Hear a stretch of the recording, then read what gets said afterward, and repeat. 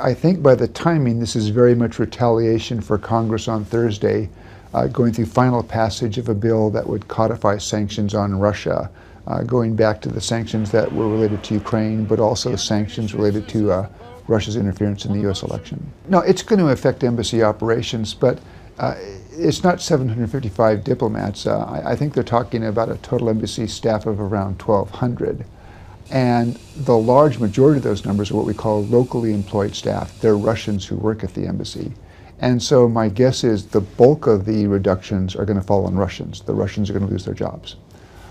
It'll slow up some things. My guess is that it's going to become a longer waiting time to get a visa.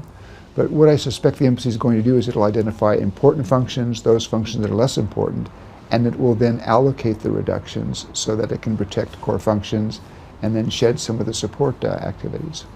I went through something like this back in 1986 when I was at the American Embassy in Moscow, when we were in an expulsions war with the Soviets, and then the Soviets withdrew the 200 Russians who worked at the embassy. And I think the Soviets did that with the idea this will bring the embassy to its knees.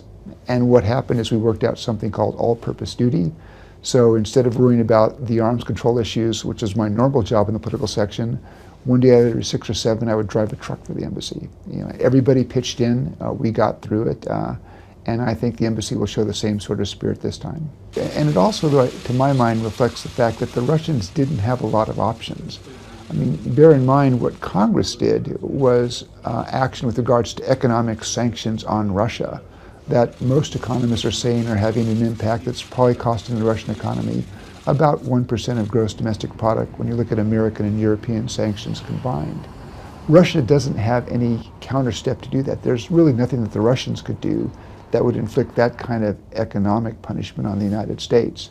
So I think they were looking around for something, and that they chose to do this. The fact that President Putin announced the cuts himself shows that they were trying to send a very strong message, but in a way, to my mind, it sent a message that they didn't have other options.